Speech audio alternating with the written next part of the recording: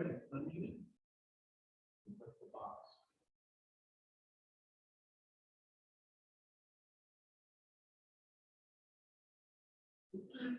Okay. You're on. Excellent. Hello, everyone. Welcome to the April 2022 OLUG meeting. I don't have a lot of use for you this month because I'm pretty much swamped. But I did see nice news article about as an option from the restaurant class people saying that we really are making this as quickly as we possibly can. Hey, the audio's really bad. The backlogs that backlog. Please be patient and always use an authorized Raspberry Pi dealer because they're the ones who will stick the volunteer.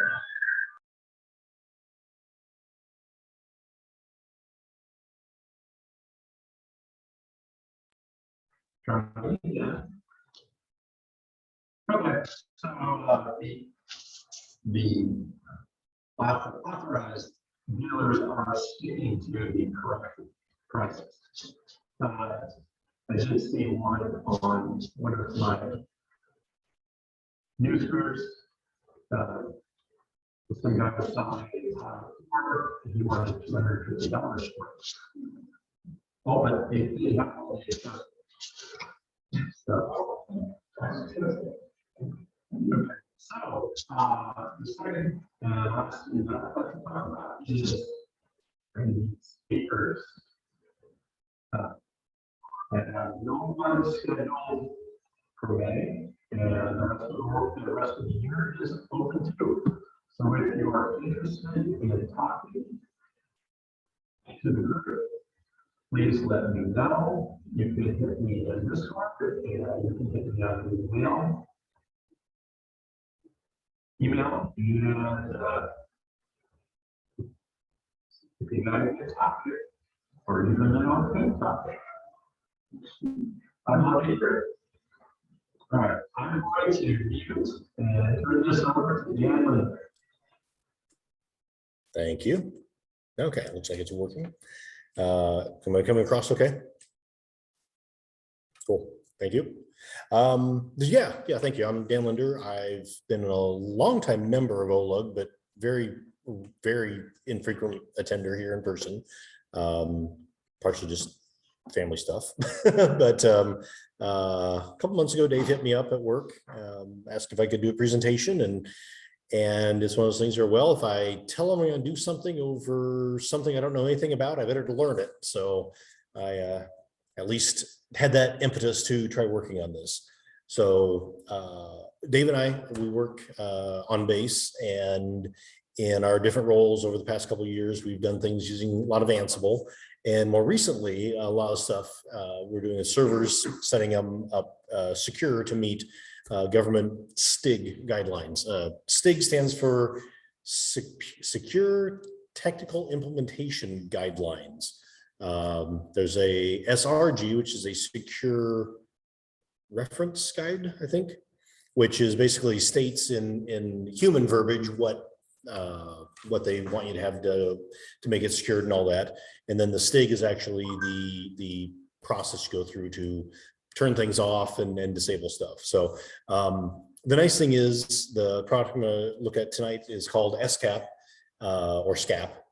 And it is a free open source tool that's included with, I'm going to show it on RHEL 8, that lets you scan your servers, both local or remote.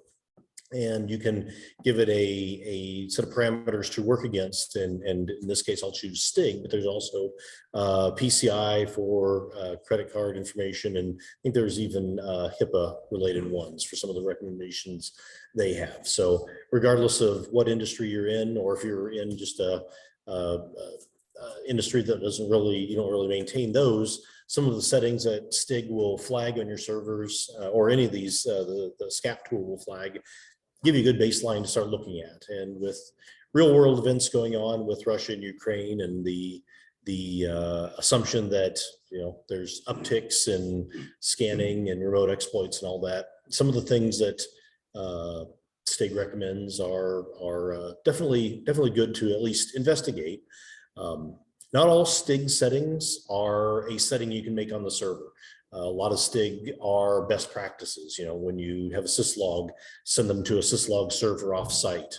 And don't allow people to directly tell that in through as root. Other aspects like that, keep them patched, are some of the good things. But STIG does have some other settings that we'll see here in a minute that it can apply, and they'll be done using Ansible.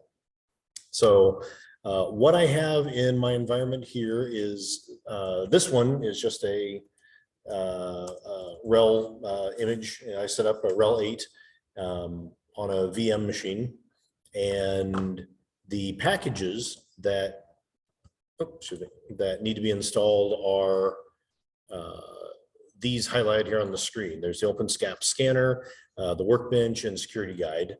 Those on this machine that I have the GUI on. Oops, that's right, can't copy and paste. This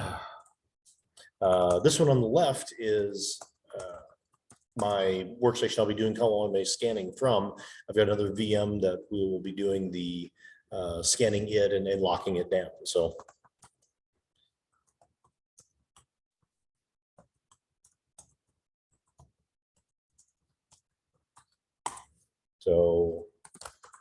hopefully we'll get out to the internet. Should find that they are already installed.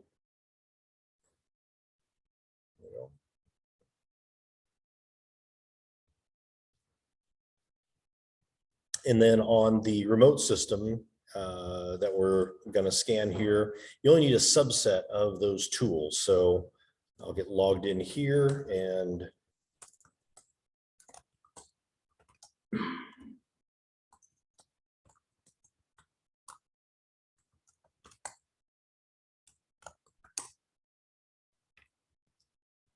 the OpenSCAP scanner tool itself is fairly small. So if you wanted to install it and leave it on, not going to be major disk usage if you have a tight machine. But you do need it on the remote machine. We'll get to the remote scanning in a second. The only other thing that is needed for the remote scanning is there's the sudoer setup here, which gives whatever account you're going into the ability to run the SCAP binary with a couple of parameters, and then so it's pretty well defined as to narrow in on only running the SCAP tool and some command line parameters provided to it. I've already added that in here.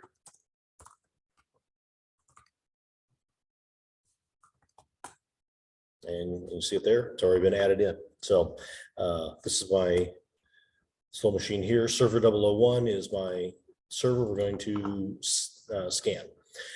The couple ways to run it, I'm going to show running it in the local mode. I'm actually going to, so we have a GUI. Can't do that. Sudo SCAP workbench share. Actually, I'll just do the SCAP workbench like this. So it comes up and it asks you what type of machine you want to scan. So again, if you're scanning the one machine you're running this on, you just go and load the RHEL 8. It takes a second here to pull up, and then it has all these customizations you can pull up. So obviously the STIG or STIG with GUI RHEL 8, but there's also, like I said, the PCI, there's CIS, and then HIPAA, and then Australia, and that have a few others. So pick whichever ones, and obviously you can run this multiple times on a server to get a scan output. But I'm going to choose the STIG for I'm going to choose the straight STIG so we can compare a little bit later. So I'm going to run just the STIG local, and then here's where you can choose local machine or remote machine. I'm going to do this one local, but remote just needs username, password over SSH. And then if the user is able to run sudoer, which that parameter had, you want to check the box and it'll run the commands it needs on the remote machine with sudo, so you can get a little more detailed information. At this point, I'm going to kick off the scan, and then I'm going to talk a little bit over it. So this scan is running again on the local machine. So it's running on this GUI instance, and it is going through and it's just scanning the results of the test, not actually making any changes. So much like Ansible, you've got the color coding on the side for pass or fail, and some steps you see here it kind of stalled out. Some steps take a while to run, especially when you're talking, they take forever to run. But as you can see here, you can scroll through this a little bit and look at some of the things that we're failing on, which is quite a lot of them. This is a straight out of the box RHEL 8 with a GUI, nothing locked down on it. But when it gets done, we're going to be able to generate a report and see some remediation steps. But the nice thing is, while it's working, you can click on any one of these and expand a little bit. This view right at this moment is not very easy to read, but it does show you a little more details. Like this one's complaining about the syslog going to, I believe, an off system server, and making sure it sends them off. There will be other things in here for like root logins and passwords and password complexity and all that. So of course, it's taking a lot longer to scan than it did at home, which is, about par for the course.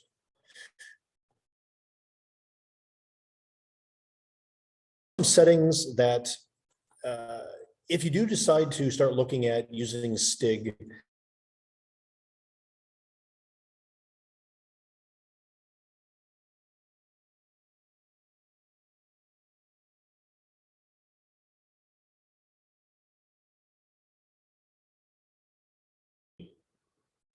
is there anyone online that can verify audio? I think it's just you. I can hear him just Yeah, fine. it says I'm I sorry. can hear you. Sorry, it was mine. Cool. Thank you. I can hear. Either that or the voices So in yeah, my head before sound like you. obviously test environment, all the good stuff, run it on a couple of machines that are what you expect to have, because there are a few settings that can be buggers to undo or even impossible to undo depending on what happens. I've never tried it, but the FIPS setting, which is a security level setting of the system, supposedly is a one-way switch where when you've turned it on, turning it back off is virtually impossible aside from pulling your data off and restoring, rebuilding. So, but as you can see, even some of the things that it has here out of the default box are up to what the STIG settings want. There are a few, try to see if I can find them here quick. We'll see them later. Some of the STIG settings suggest separate file systems for var and user and things like that, that normally if you're producing servers, that is a good practice anyway, but STIG requires that. And then that might be a different category level finding. And here we are, we can see it's checked 360 out of 362 results. And it's going to take a bit. STIG, just so you know, there's 3 levels or categories when a finding comes up. There's Cat 1, Cat 2, Cat 3. Cat 1 are the most critical. Normally, a system is not permitted to go into production if any Cat 1s exist. Cat 2, Cat 3 tend to be a little bit less onerous. Most InfoSec want to see them all taken care of, but if you have ways of mitigating that, password length requirements or something like that, to enforce them would be a way that a lesser category level might be left to run. There we go. So it went ahead and ran, and it's, so got finished, no error messages. Now, the thing you can do here is we can click on this stop.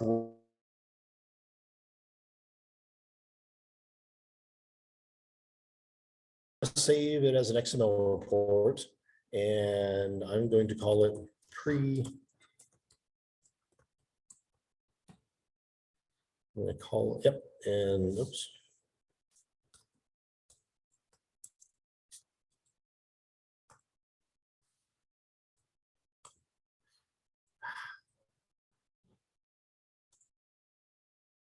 I want to save it into the web directory. var www. Okay, I was drawing a blank there.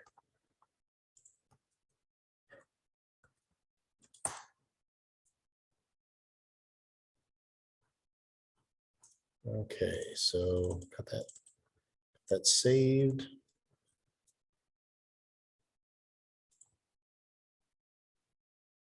New tab. And var www HTML local system is HTML. So if I go to my web browser, which is a little bit faster to use it on my fat client.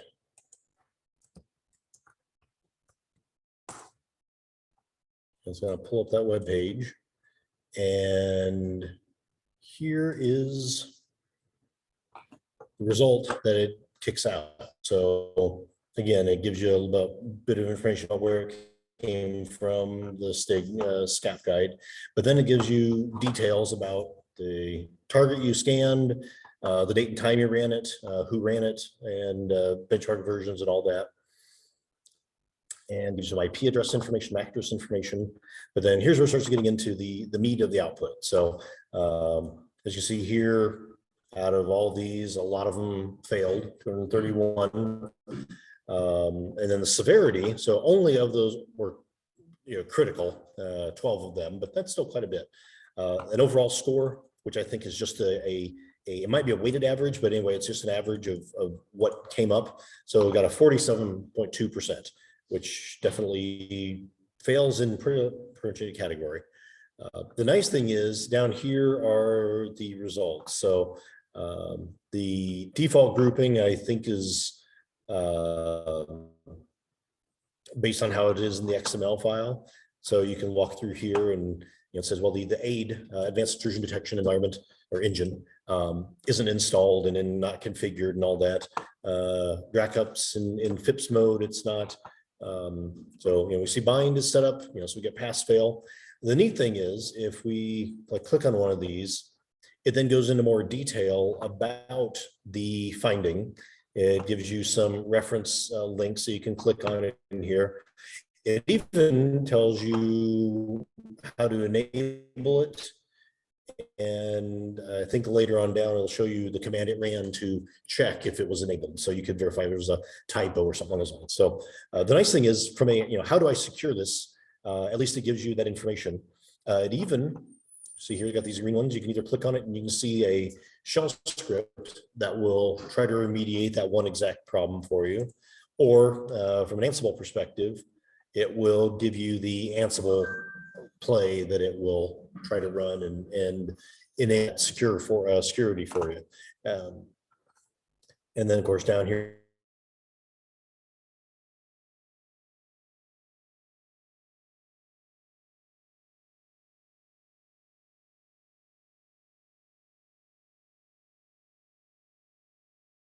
the other thing in this HTML, say you want to find everything that was FIPS, just type it in, and now even those down here a little bit later where they talk about SSH clients and have to use FIPS, so you can get into things like that. Now and the default grouping, so if you want to do by severity, what were those 12 that failed? So in no particular order, but at the high severity level, you can see all these here. And so Control Delete, some has already been taken care of, and some is not checked. So definitely kind of handy to have that.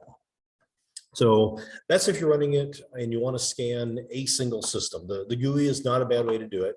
The other thing is if you want to fix those, you can click on this generate remediation role down here at the bottom, and you can have it generate either a Puppet module, a Puppet manifest, Ansible playbook, or a bash shell script, and then you can run that on the system and get it out.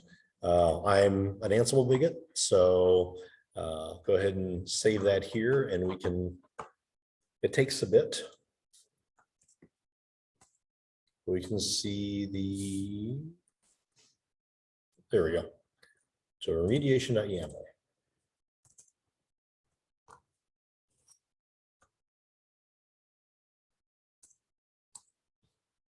Let's see if I remember right. Remember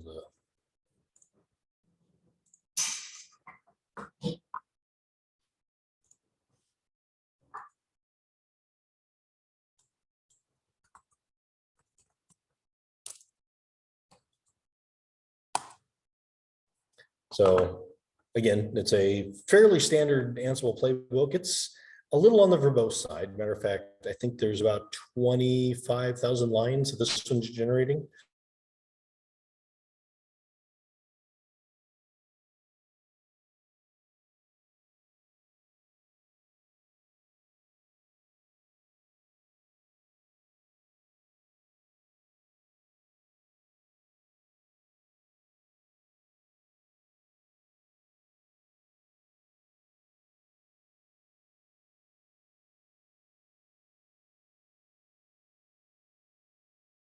The common criteria, and I only know this because probably like Aaron, I read it on the register too.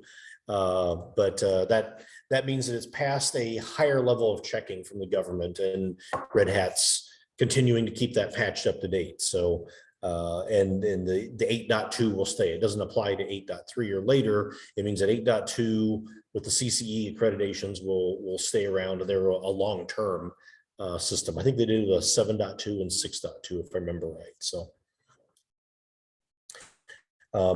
anyway, and then so again, if you want to reuse this playbook on multiple systems, if you desired, or use it as your baseline to start from, you got the tags in Ansible that will let you enable disable. So if you knew that some of these maybe the FIPS setting, make sure you never ran the FIPS setting on your and make sure that it doesn't get executed. So I want to I'll take a breather here a second. We went through the GUI kind of quickly.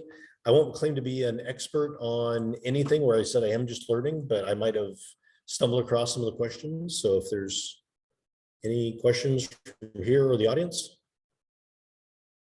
Can you hear people in the talk? Oh, give me a second to unmute my microphone.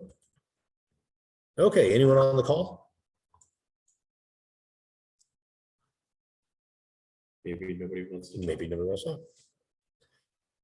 I will gullibly say that meant that I have addressed everyone's questions and it's perfectly clear, and I'll have you explain it to me later.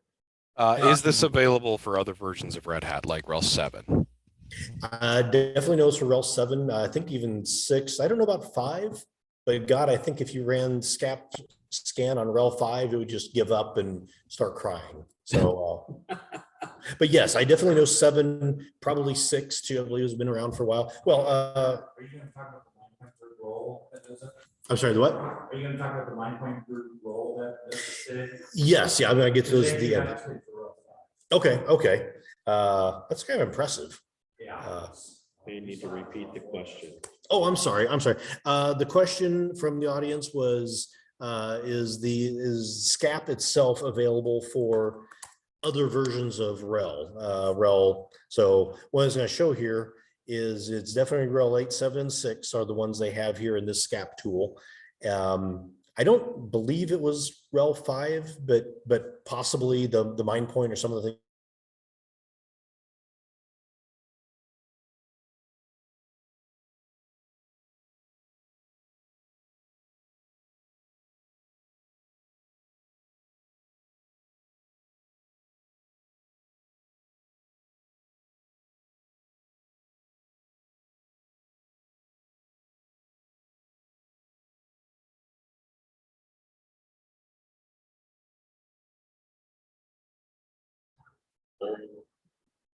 This thing is, it's my Wi-Fi.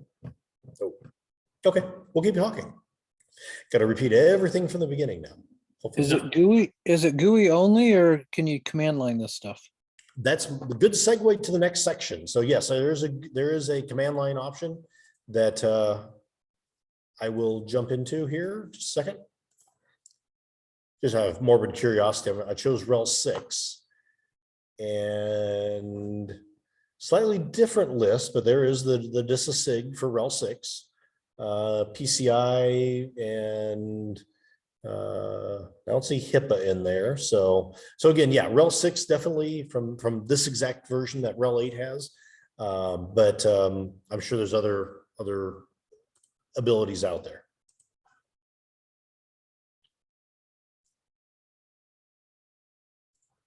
Okay, I am going to take one quick segue here and go through Putty so I can actually copy and paste, because some of these commands, let's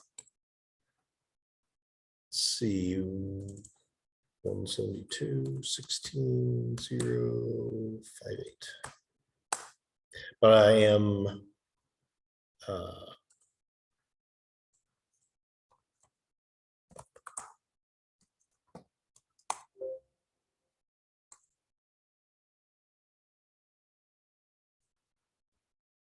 so there we go. So as you can see here, I'm running this, I'm logged into my GUI system, but I'm going to use Putty so I can do things a little bit easier. So that was the GUI section. Whoever asked the question, we're running it from the command line. Thank you. Very good segue. So chat here. Oh, enlarge the font. Yeah, oh yes, thank you. I think I had some people here in the room squinting at that. Is that readable from the back of the room too, on the left-hand side there? How's that, Aaron? Can you see it better now?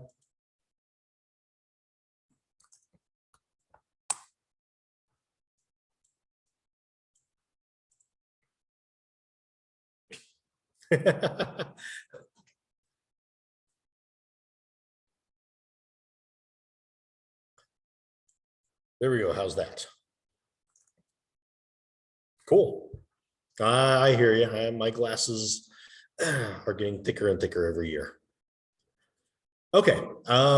So from the command line, those profiles that we had to choose were out here in this directory. And there's a whole bunch in there you can see. So just looking for rel 8, quite a few of them in there.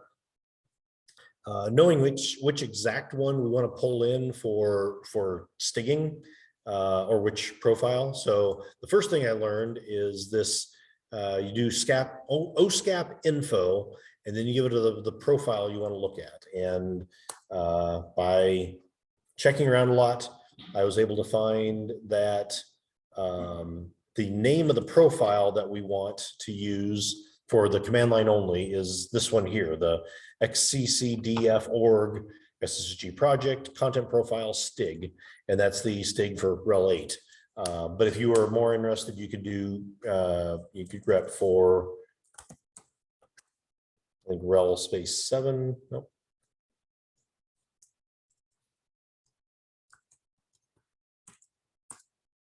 Something like that. Oh, okay. Oh, I'm using, anyway, sorry.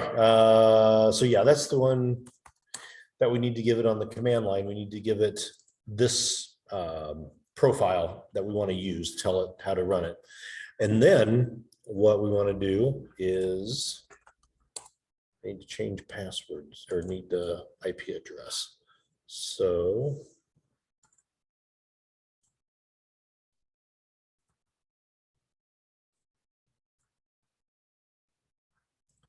give me 1 second here. I totally forgot.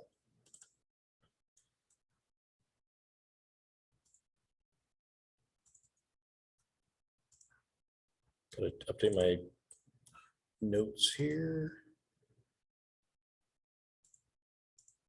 There we go. Okay, so now my command should work. So the first thing is we're going to run the scan tool against the remote system. So it's going to go to use my Dan account to log in. Should be a non-root account, obviously. You have to get the port number, and then the one annoyance is the command line parsing of this OSCAP SSH binary has some position dependency. So like the sudo has to come at the very beginning, otherwise it won't know to sudo with my account when it gets connected in. So that's before I password twice. One time it connects and pushes up that content file that we've provided, this profile information that we got from this command.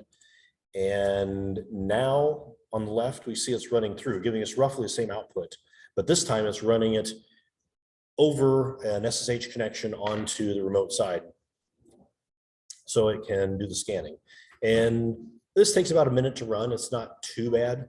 I think where it's running it all locally, even if you had to do this over a WAN link or something like that, I don't think it would be that much longer. I think it would just be the initial communication back and forth, where once it gets the file uploaded, it can then process it locally.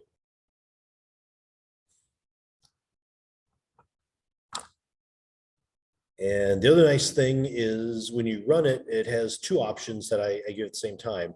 One is it generates the report in HTML format, and this is going to put it in the account I run the command from into the local directory, and it's called the pre-lockdown at HTML.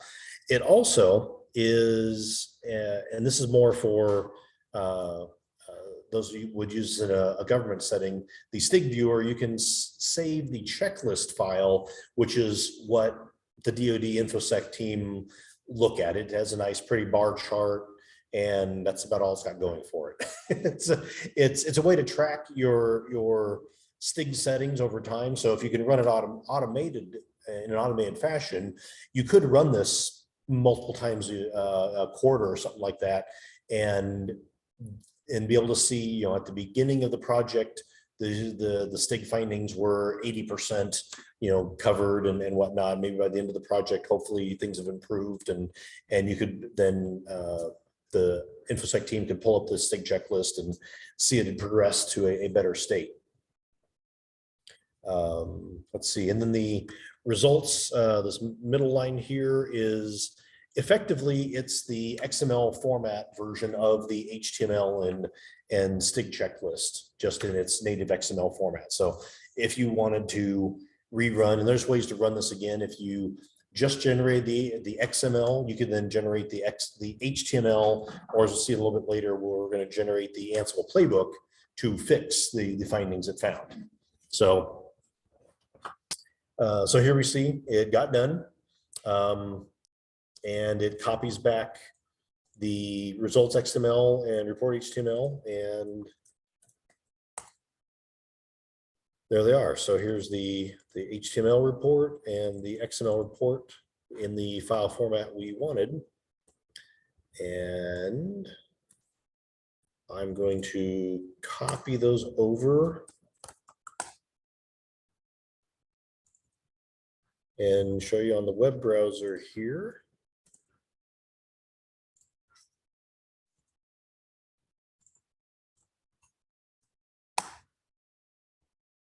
So here's the pre-lockdown. It'll be very similar to the previous one. So again, we got host information, when you scanned it, who did the scanning.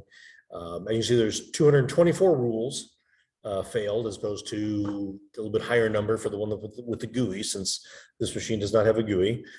Still got a pretty low percentage, obviously. And then of course, it's the base default out of the box with all the failure settings in it. But so again, we got that information. It's in a HTML format for future posterity to look at. We can running this command again on, we're going to use the remediation. So I might have to fix this. I think. Nope. Okay. So it's going to use the pre-lockdown XML file to generate this remediations YAML file. That only takes a few seconds.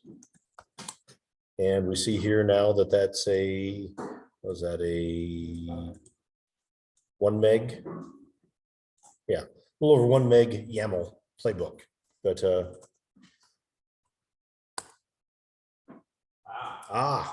easier to see in here. So, but again, it's very similar to the playbook we had before, where it's got the variables and all that. So again, you can, without dropping into a GUI, you can do the same thing and get that same output out.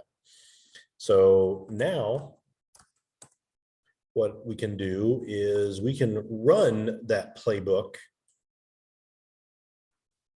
We can run that playbook. Come on.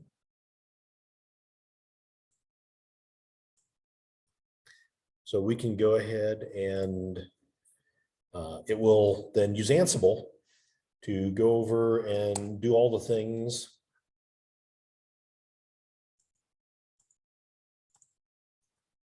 Perfect. Did they give you an inventory or did you make one? I had to make one myself. Yeah, I can show you the inventory. Well, as you see here, It's just uh, R1 IP address. that way it knows. Yeah. That way it knows it. I don't have to type in my username password to get the Ansible to kick off. So, but here you can see this is going to take a minute or two to run because it is going through and installing all the packages freshly, getting a few things configured and tightened down. But as you can see here, it's a standard Ansible output. It is green is good. Yellow is okay. I mean, it made a change, but it was able to make it properly. And if the demo gods are with me, I won't get a red, which would be a failure. I've never got that yet. So, so it is going through now. You can see over here on the right-hand side, and sorry, Aaron, I can't make this font. Well, maybe I can make it bigger. Stretch my screen. Nope, it's a straight text font. So, so you can see it's doing stuff in the background where it's enabling FIPS mode. That obviously has some boot time parameters it's configuring. So PIGZ, which I had to look that up, that apparently is a parallel gzip that I never encountered until I was watching the kernel get reinstalled and reset up over and over and over again. Is Control Shift Plus working? Oh. Let's see. It is not, let's see here, Control Shift. Control Shift. Let's see. Nope, it doesn't appear to be. It's, but I wonder, nope, it's still sending extra stuff to it. So.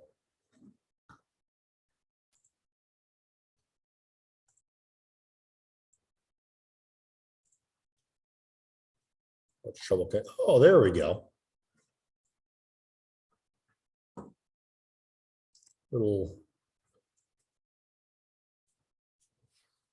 There we go. So again, it's working through, and the nice thing is, where it is Ansible, you could either get a example machine that you want to have the settings and go through and then tweak that resulting Ansible file, or as was mentioned earlier, the MindPoint group has in my mind, it's a very nice, if you just want to run Stig and you don't really need the SCAP to tell you what to set, MindPoint has a very well-written Ansible playbook that has all the flags, and it's more maintainable than the one that the SCAP tool dumps out by a long shot. So It's a lot more flexible.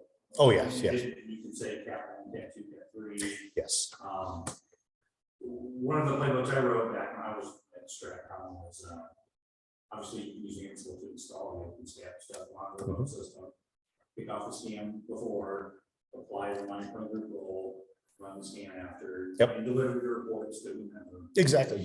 It's pretty nice. It is. Well, and the nice thing is, and I haven't got into this, from reading up on it, obviously you can feed it your own XML. So if you said, hey, here is my team or my projects settings we want to make sure are always set from a security standpoint, you could add that in, and then you run the generic STIG or PCI scan against it, and then run your team's customized, we make sure these tweaks are set in our custom code that aren't necessarily going to be captured in a SCAP or a STIG standard scan.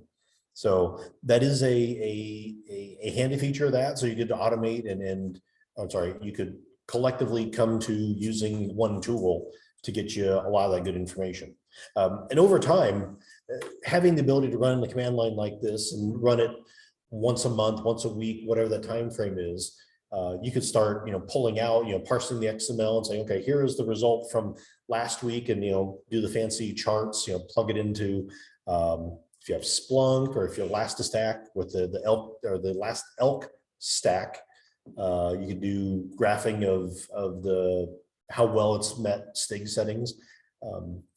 Stigs do get released quarterly, or at least they try to, and it's only pretty good. So, and obviously I think the latest Stig settings for RHEL just came out here a few weeks ago, if I remember right. So they don't sit for long, and definitely have some good feedback in there for what is happening in the real world and what DISA wants to have applied. So that's definitely a decent thing to have from a just how good are we doing? Is there anything better we could do? Some of them are tougher to do without a lot of supporting tools behind it. Maybe secure card to log into your servers might be something that most companies don't have, but having things like required certain settings in PAM for user accounts and things like that out of the box, if you just stand up servers really quickly, you might never know to set. So definitely handy in that aspect. And now's the point where I kind of do a song and dance, waiting for my playbook to keep running. How long this takes, to be honest with you.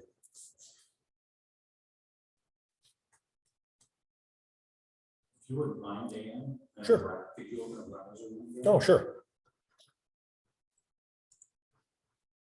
Just Google search for Ansible-lockdown.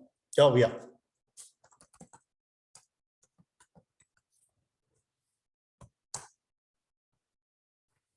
Which one? Yep. It is purple. I've been there many times. Remind me later. Thank you. I think the cool thing about this is this group, they have it for OSs, they have it for Windows. Mhm. You know, you can use Ansible for Windows. Yep. And so they've got CIS, STIGs, they have it for Postgres, for Tomcat, for other stuff as well. So if you need to lock down a specific application, it's very much the same kind of thing. Correct. Just run the playbook to apply a role, lock it down. Yep. Yep. Yeah. The Your system still uses that because the state is great. yeah. If you go full on.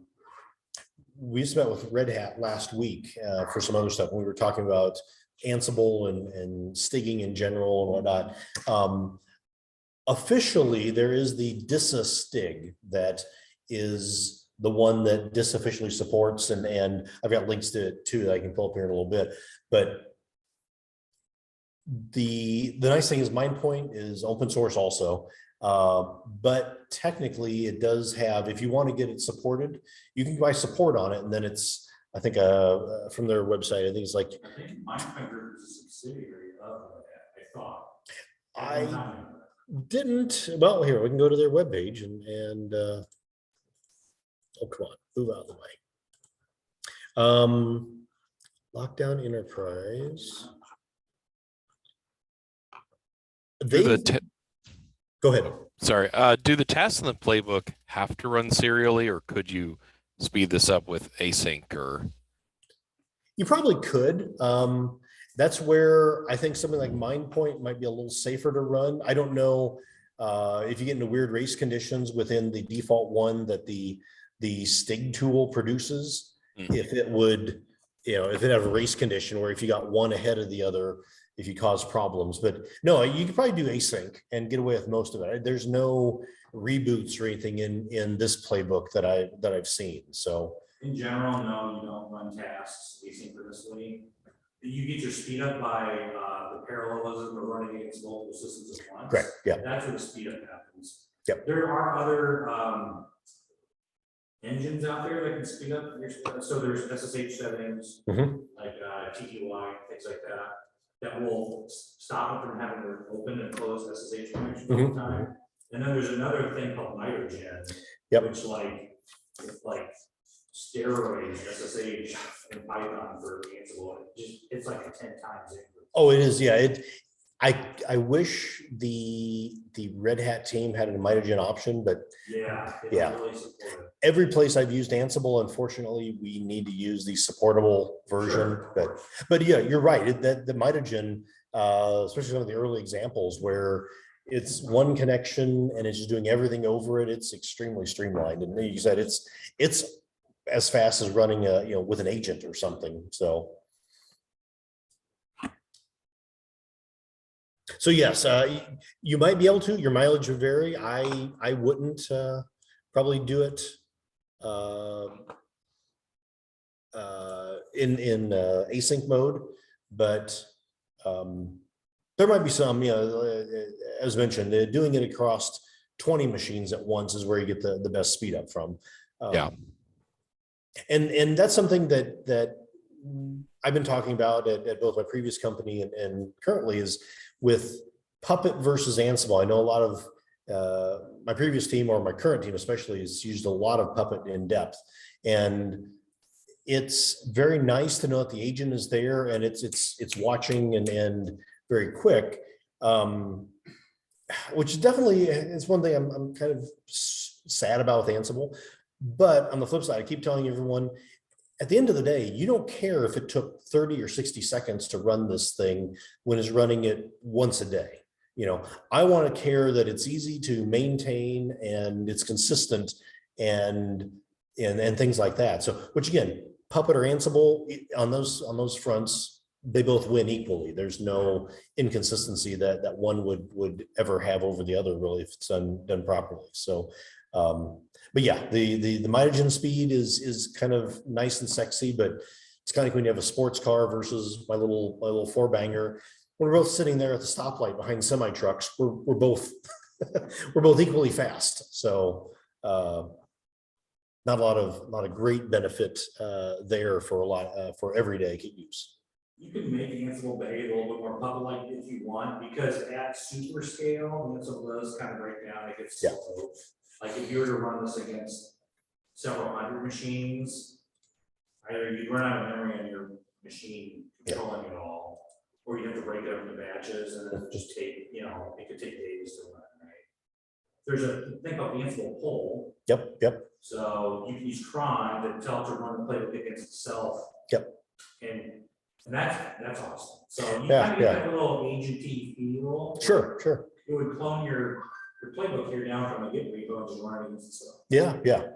That is something that I want to investigate with further my own knowledge, but also give us some options, because there are some times where it'd be nice to say, hey, yeah, this is running once every 5 minutes. Well, to do that against 200 machines is an awfully big load, but if you have every machine, get the latest copy and run the playbook on it, and then you just have to make sure, is that machine getting the right copy? Maybe run an external check once a day just to make sure you're still good. So.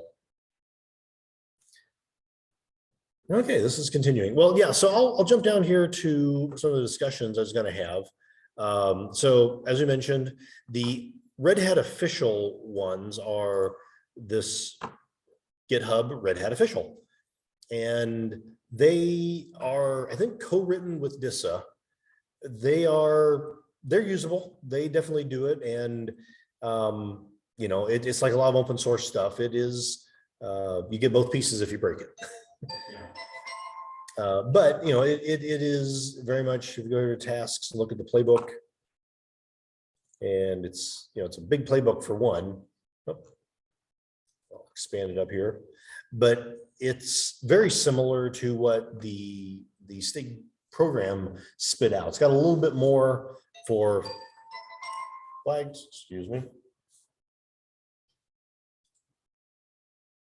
Jane, get me off this crazy thing. Thank you for someone for noticing the ringtone there. But the drawback is like we were mentioning before, the MindPoint STIG. It's in my way. There we go. So if we go here to the RHEL 8.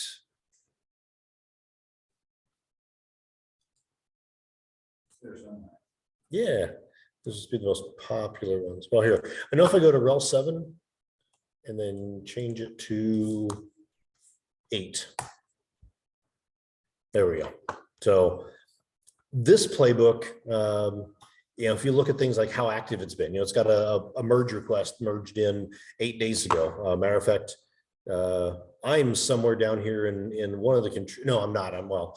I contributed the code, but they couldn't do the pull accurately. So, but yeah, I put in some, so they're very open to taking code. As you see here, instead of having a single main.yaml, like the DISA-STIG, Red Hat STIG has, they've got it broken down. So it's a little more maintainable. They got the main that then calls off the fixed cat 1, cat 2, cat 3s, and things like that. So it's a little more, well, it's very complex, but it's also very maintainable and usable. So if you knew that, hey, I don't want, again, we'll pick on FIPS. If I don't want FIPS applied to my systems for whatever reason, it's a single flag. And when you call this role, you just call it and say, FIPS : disabled, and or whatever the The parameter other is. thing I like about it is you can run it in that audit mode that they have. So Yes. you can see what kind of you. Yep. Let's see here. Yeah, there we go. With the variable run audit. So I haven't played with the auditing specifically a lot. I'm assuming it dumps out is it just a raw playbook output, or is it? Playbook output, and I'll tell Okay. you change or okay. Yep. You'll see, you can scroll back up. Yeah, the Ansible check only feature, which is almost the same. I think I remember looking at this a little bit, but obviously sometimes where you might have to run a command, which is technically not making a change, but I can see some places where audit can't run anything at all for security reasons. So maybe that's what audit does differently, is flags those as not able to run. But yeah, auditing definitely having that. Oh, here we go. So it does support Rocky and Alma Linux. I haven't played with those. So anyway, but so the Ansible lockdown is by the MindPoint group. And like I said, they technically, they have the free version. Where was that?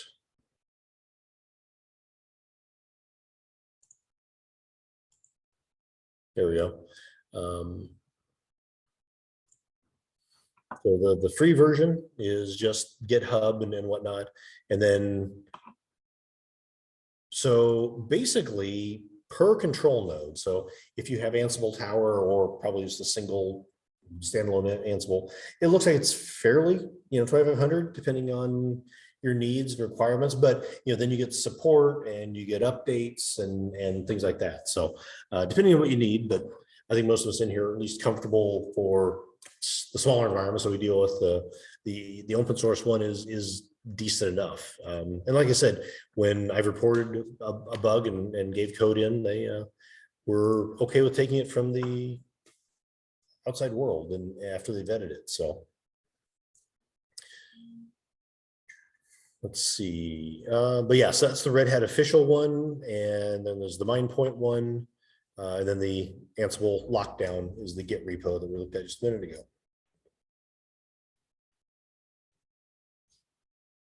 So when this gets done running, I'm going to go ahead and rerun the STIG command line. We can see the results of the SCAP output, a lot more green. There are going to be some places that are still red. It just doesn't have a way to check for it.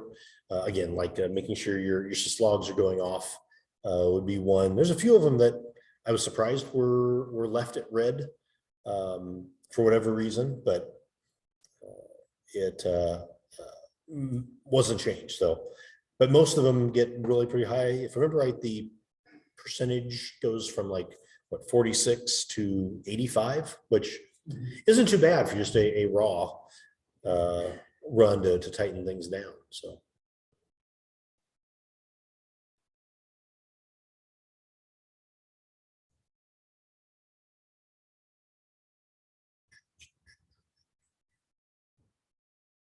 Any questions from the online people remote? Probably not. Let's see any chats. Oh, yeah. So Bob, sorry, I didn't notice your question a little bit ago. Yeah, to do the scanning, it does have to have the SCAP engine, if you will. I can't remember what they call it exactly, installed remotely. So the local side, when you do remote, it basically is just getting the files that it needs and sends them over to the remote side and executes the engine remotely. So that's the requirement over there. So Okay, but that's just for the scanner. We could use, say, the MindPoint Ansible playbook, oh yeah, I'm sorry, obviously yeah. without anything. So, but if we had to provide like a scan for, to a CISO or somebody, that would be Yeah. that'd be the agent. Okay. Yeah, before and after snapshot or something like that. Yeah, that's exactly what a lot of teams might do. Like if they get into a process where they maybe have a pipeline or something where they're building the baseline servers that another team then uses to make one into a web server, make one into a database server, things like that. They could start out by running, and each machine is built, gets a SCAP scan run, and kind of part of its birth certificate package that might get stored or squirreled away by the infosec team. So that would know, okay, when this machine was built on the first, it was at a 70% compliance because we can't turn some things on for whatever reason. And then the team that's deploying the web server or database server, maybe they have their own tightening things, and then the SCAP is run again, and maybe it goes up to the 95% or whatever.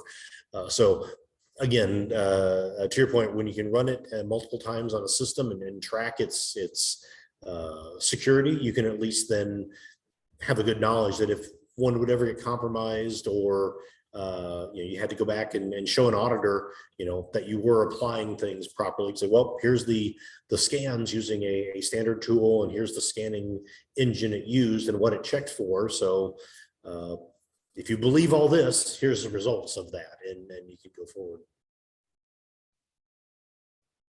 The on that mindset is a big thing that in past groups when I've worked with trying to introduce teams or managers and non-technical, around Ansible or even SCAP, but Ansible's my experience is that once you can show them, here is the playbook, show them a couple examples about how the playbook's written, it really starts getting,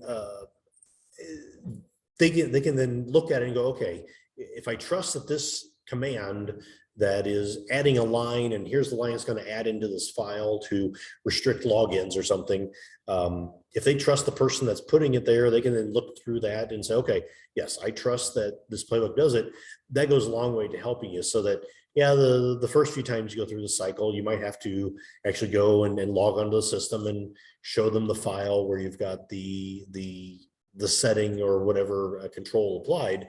But hopefully over time, they'll get to the point where, okay, yep, you ran this playbook. It's the same one we ran 3 weeks ago for the first set of servers. Are you okay with that? Yep. And it might be a quicker visit to with your InfoSec team or whoever's concerned with that.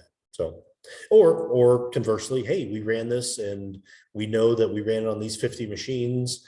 The SCAP tool is now showing us that we actually had a typo in there and it wasn't setting it properly. So we know that, well, we did it consistently on 50 machines.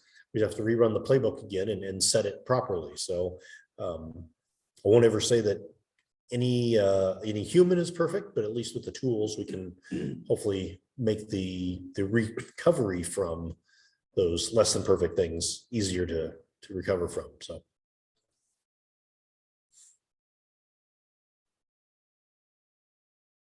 See, here is where I wish I had that second oven where I could pull out the fully scapped or fully stigged system and show you the VM. I'm not that sort of person. I guess I'll let this run.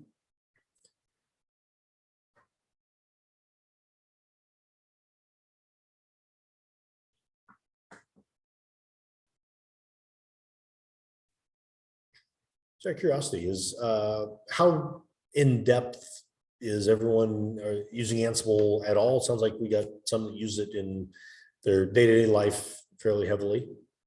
I know Dave is pretty heavy into it. Anyone else? Didn't know if just trying to get a feel.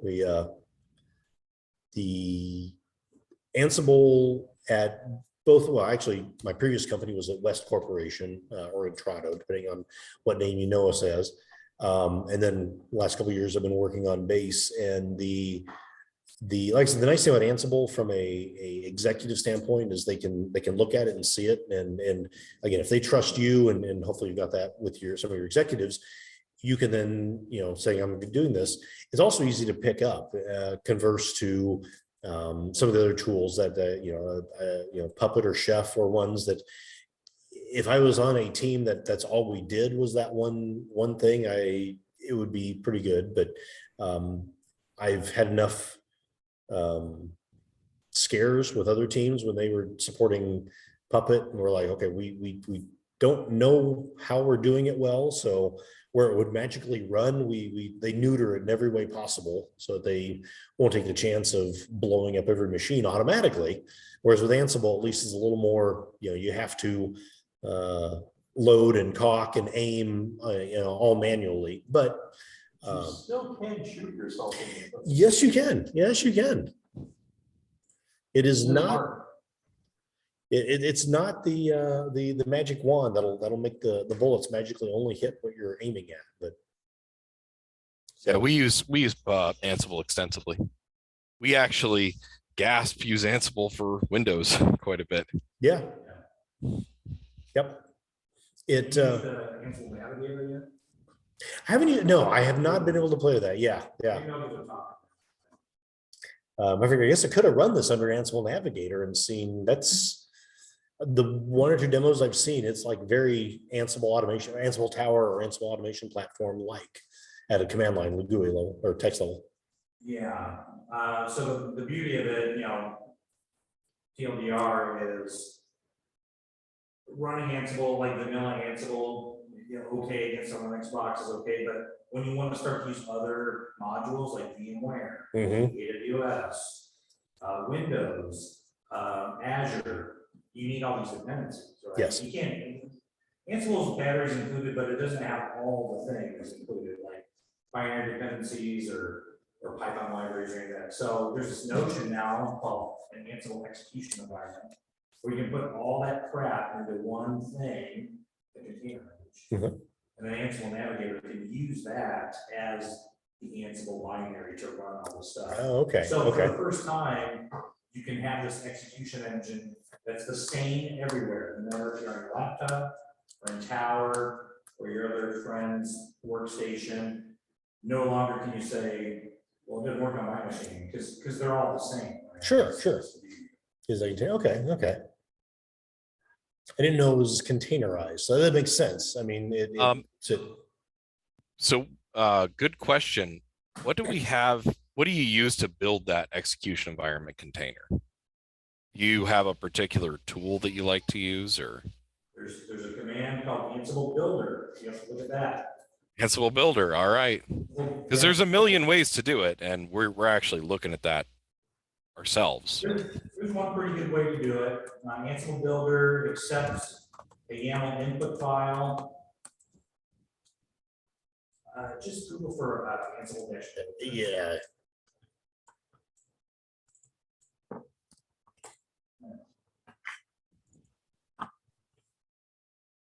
And they should have like a read the doc site or something like this. And their head documentation is kind of, Yeah. But anyways, you define this YAML file that's like, what are your binary dependencies? What are the Python libraries you want? What are any other extra commands you want to run? Like if you want to put vault secrets in there or SSH keys or any, there's the YAML file. So you define that, and then you run Ansible Builder build, target that, and it goes off using your local Docker or Podman to build this container. And when it's done, you have this container. And then you can hit install Ansible Navigator to run that. Or you can chuck that container image up to your Tower or AWS.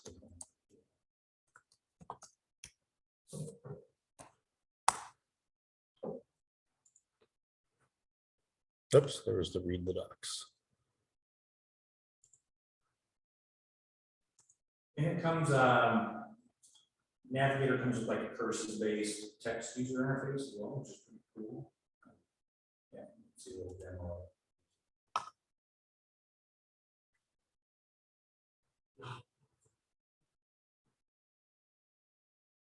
Minute 33. Oh,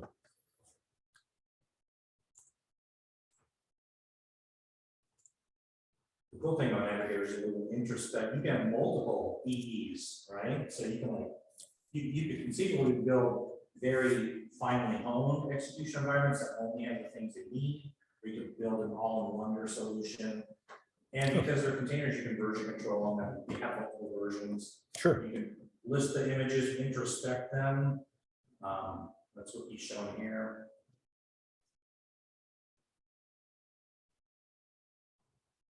The demo I saw, the big thing I liked about it is, so we're watching the playbook scroll by here, and if you had 10 machines you were configuring, you're going to have 10 green lines, 10 or worse yet, you're going to have 10 yellow lines where it's going to spit out text about what it changed on each one with Ansible Navigator, and maybe they'll show it here in a second. So, yeah, you can see just at the one line. Yeah, but if you need to dig into it, you can highlight it using the text user interface and dig into it.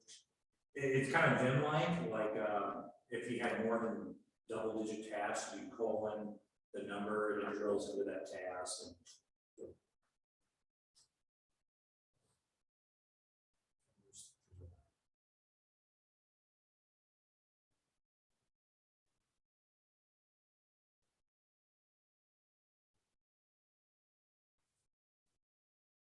Oh, it jumped really quickly, but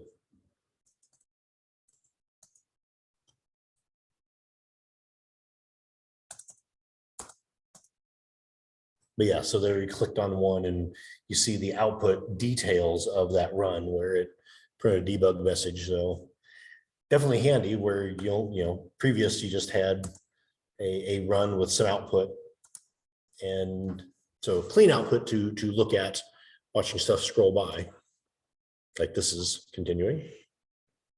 But cool, yeah, the Ansible Navigator is something that, like I said, I'd seen, stumbled across demos of it, and it looked really handy.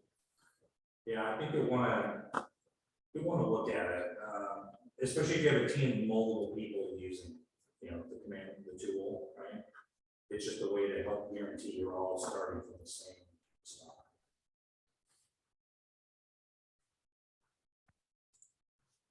Yeah, that's fantastic. Thanks. What's your name? Ben. Ben. Okay, that was Ben, by the way. I've done a couple Ansible presentations of this before. Give credit where credit is due there.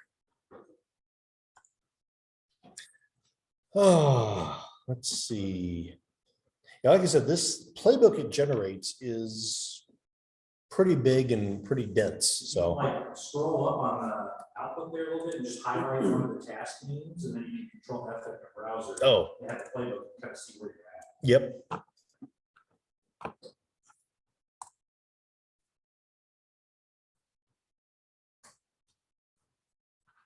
Oops, wrong one.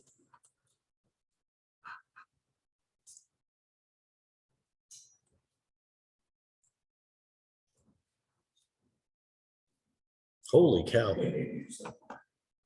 Well, it appears several times, it looks like. Yeah. Let's see here. Oh, It's like world building. oh. We can hope that it's down here toward the end.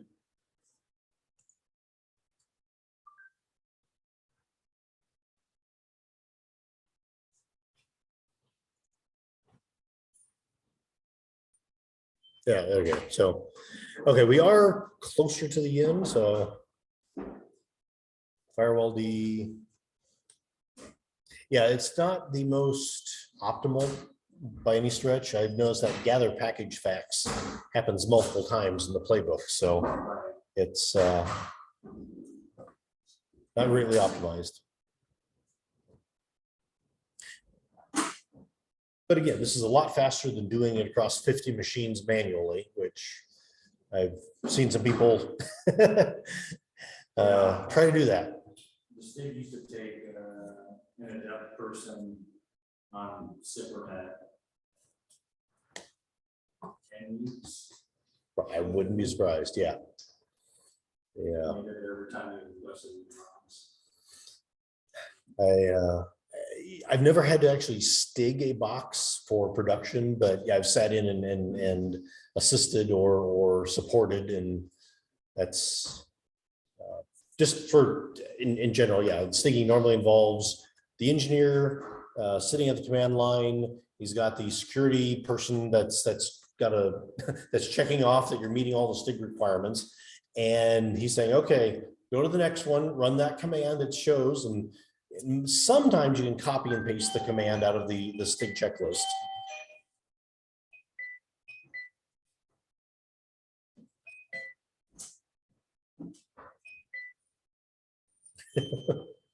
Doorbells.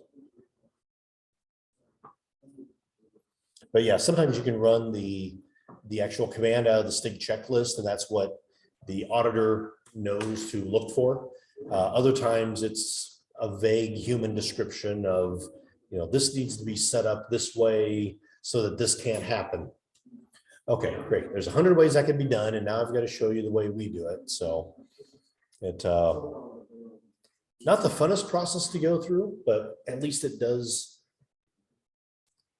It checks a box on their checklist.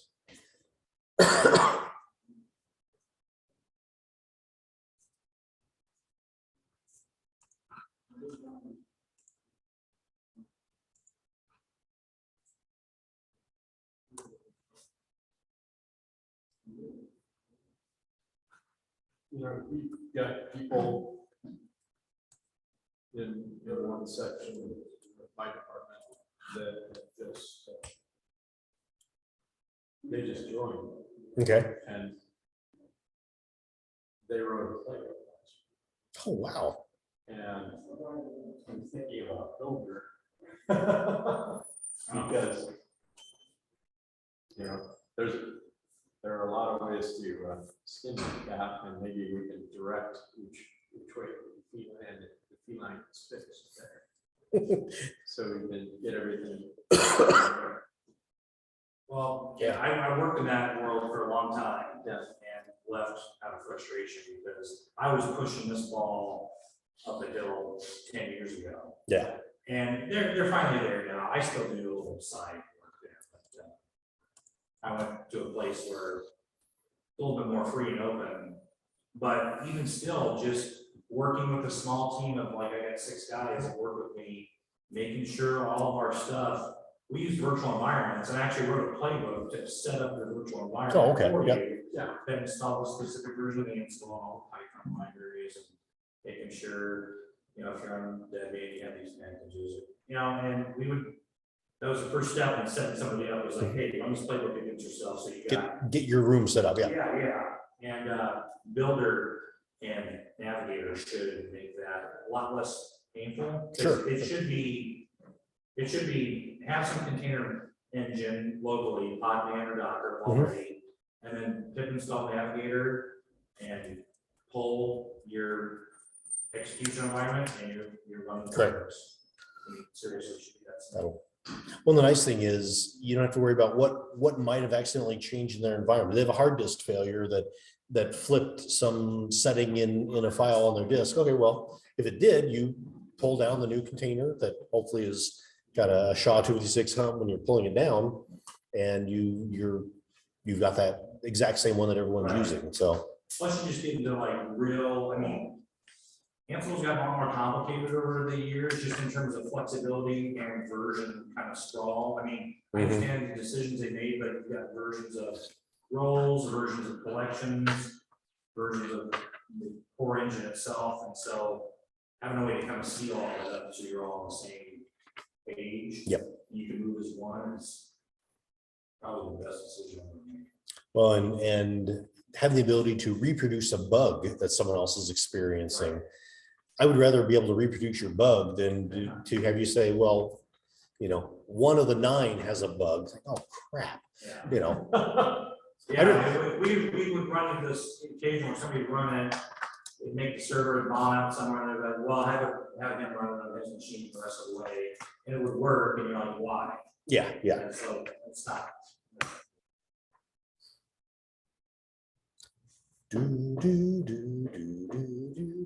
Still working. While that's running, I have better topic. So, are you still using AWS? AWX, sorry. Yeah, still using them. Still using the same version I showed you guys last time. There's 15.01. Okay. I've got 2 interns working on setting up the Kubernetes cluster so we can get the up to the latest versions, because that's what they kind of let you know. Yeah. Kubernetes, you're going to do OpenShift, or I guess. I'm going to use, I use KubeSpray, which is a financial word. Installs Kubernetes on multiple nodes. Gotcha. Okay. So I've already got a cluster. I've used it. I've had a cluster running for 3 years using KubeSpray, and it's a CNCF certified way to install Kubernetes. So it's supported. Okay. But yeah, I guess the new after version 15 of AWX, they really are kind of pushing you down this like you need to be deploying this onto a Kubernetes kind of system. Yeah. Whereas the previous one was just like have Docker installed, run the playbook, it pulls down the AWX. And I think it'll be great for scalability, like making your AWX be able to scale, like replica sets and stuff like that. I don't know how to do persistent volume claims for your Postgres database yet. That's in there. So I gotta learn that, or just have Postgres on its own. Sure.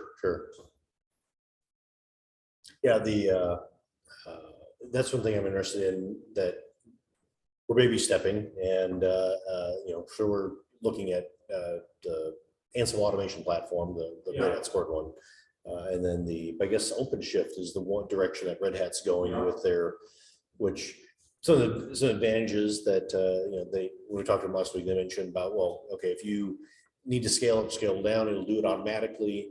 They didn't know, but they said, yeah, if you get the, hey, I've got 3 containers doing my scanning or my load execution, and they're all running behind, it can automatically spin up 3 or 4 more and then distribute the load across all those to let them all hit in mass. And then, we can, yeah.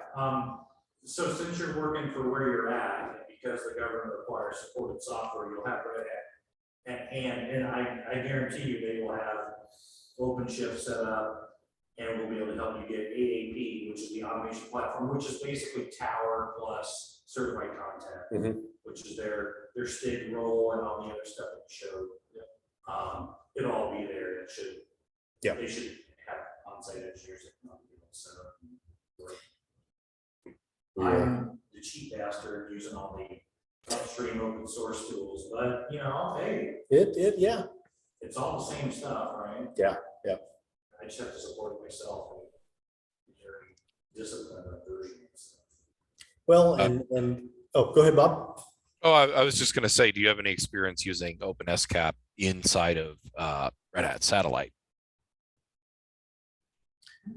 I don't, but I believe one of our previous satellite admins did that. That was the SCAP server they ran it from. Now, what they did, I don't know in detail.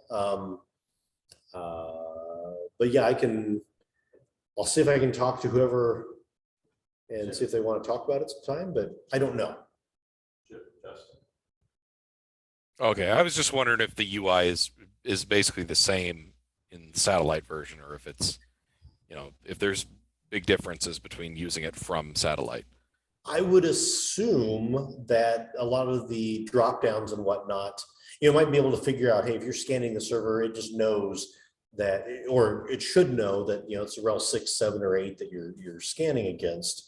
But yeah, I don't know either. I would assume it would be able to get more details just from the knowledge that satellite has about its hosts inside of it, but that's conjecture. Okay. That was part of Phil. Was it? Okay. And then now what I don't know is whether we used a generated playbook To mitigate, mitigate. or whether we actually had people going through and picking and choosing. Sure. Picking and choosing. So, and then we generated a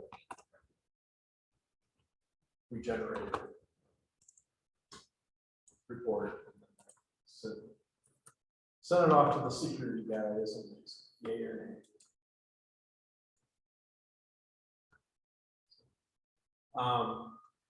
I might step in there for a minute. Please do. And give myself a, my phone, my laptop is dead.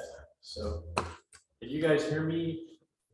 Get closer. Get closer. I'm gonna come over here. That's what she said. Oh, wait. I'm monitoring everything, so I know how things are proceeding.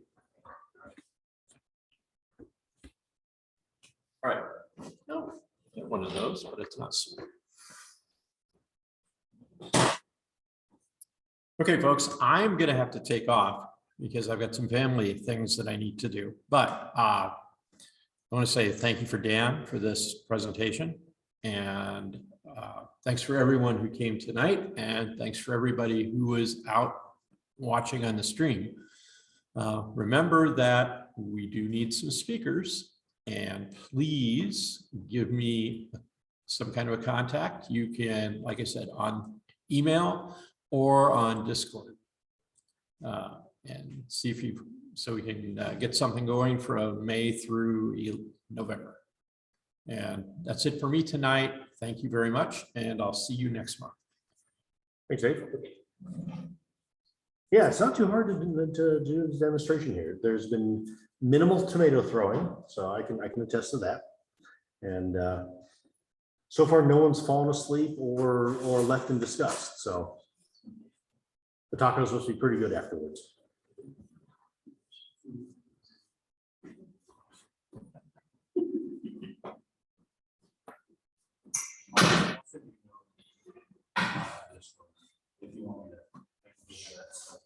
Are you stuck on the build or is it still going? It's still humming along. Yep. I just looked. It's getting closer.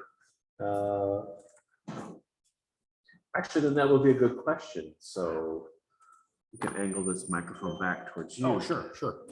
Do you plan some of these builds overnight? Because they may take long periods. They could. I could see. I mean, this might be over a lunch period. Run it and go to lunch.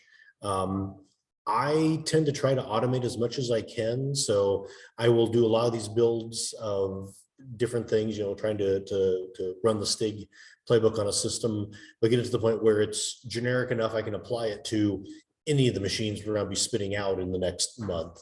And then that way, as part of that overall build process, it automatically is running the STIG and getting to 80% or whatever that number is. And then if it takes 20 minutes versus 25 minutes to go from I'm requesting the machine to the machine stood up, the 5 minutes doesn't, it just kind of goes away, because most people, stand it up and then, oh wait, it's 3 days later. Are they done yet? And they're normally okay with that. So yeah, I don't normally, this is the only time where I'm like, okay, I wish it was faster from a time standpoint.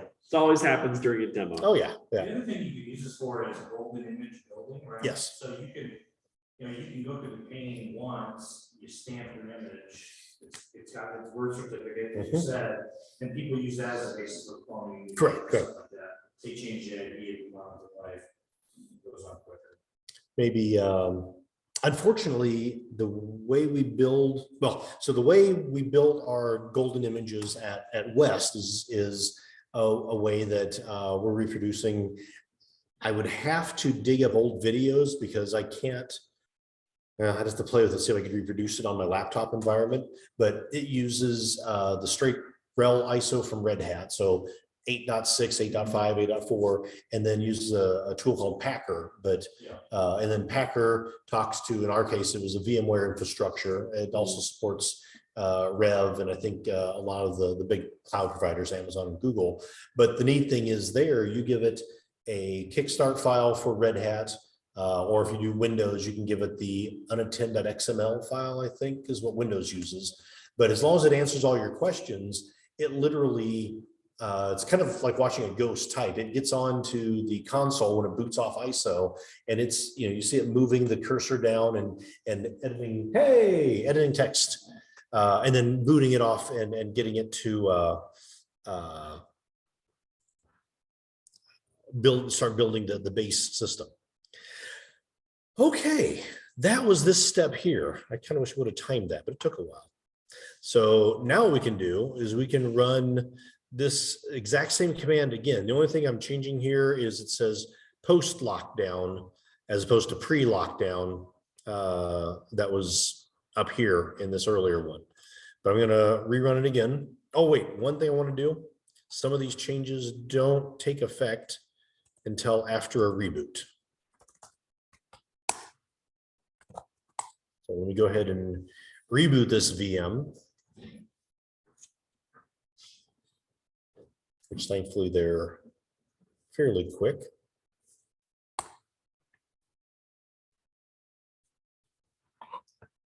Once we get the login prompt.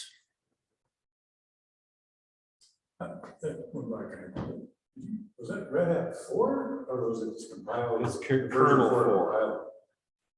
It's kernel 4. Oh, Oh, no. 4.18, I think. Let's see here. Come on. hey, this is so loose. We should get a movie.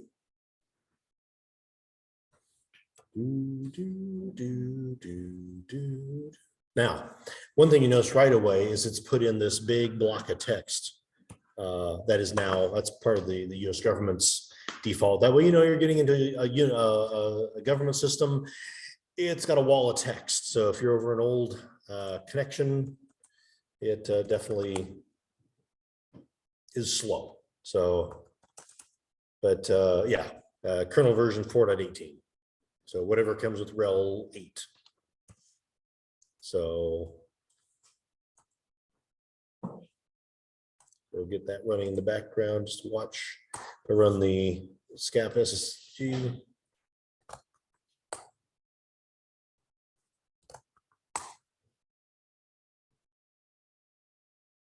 And here we see the OSCAP binary is running on the system.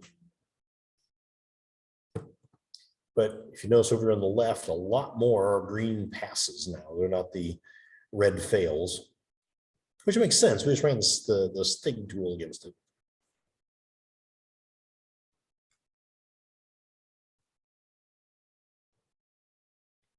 And running it locally, it's able to, 99% CPU. I can't imagine trying to do each test remotely would be a big pain.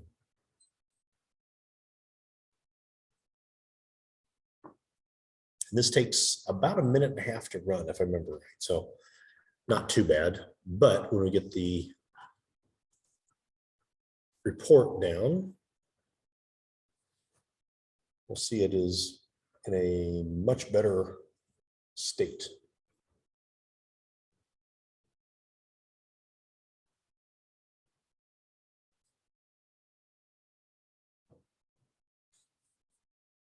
So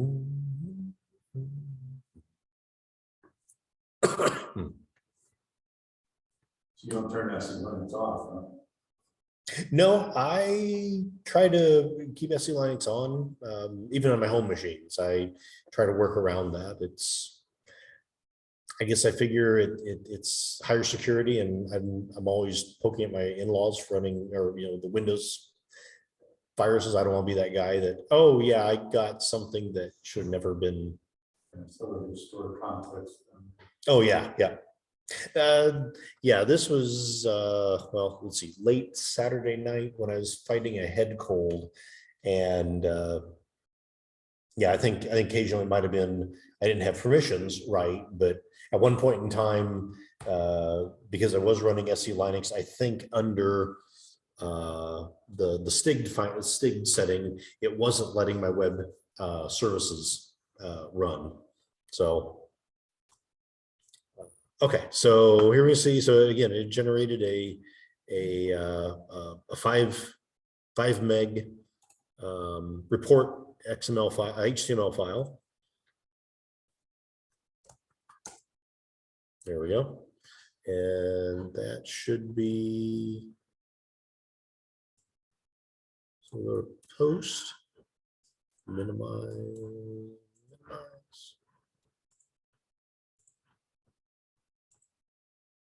There's pre, you know, if I duplicate that.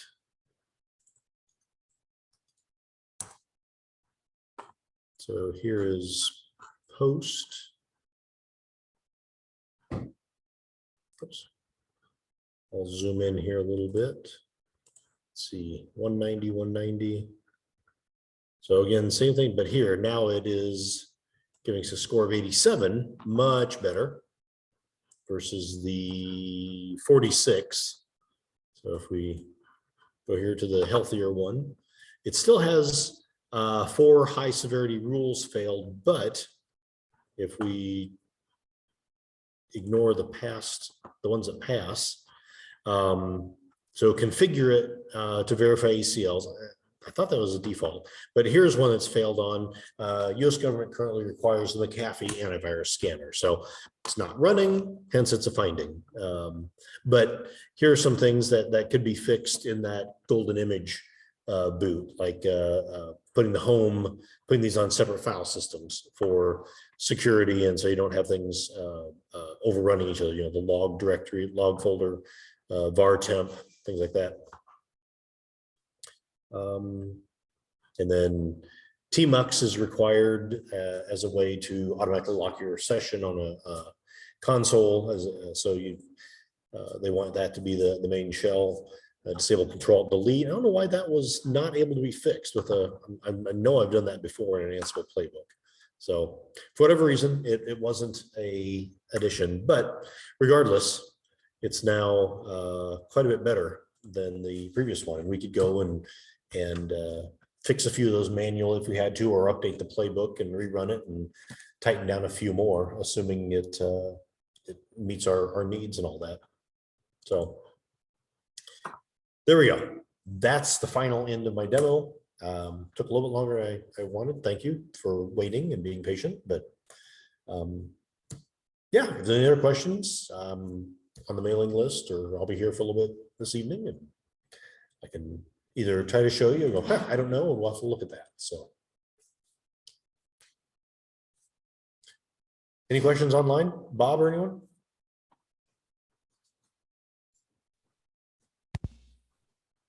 Nothing here. Cool. Thank you, everybody. Yeah, thank you. Give a round of applause for Dan, please.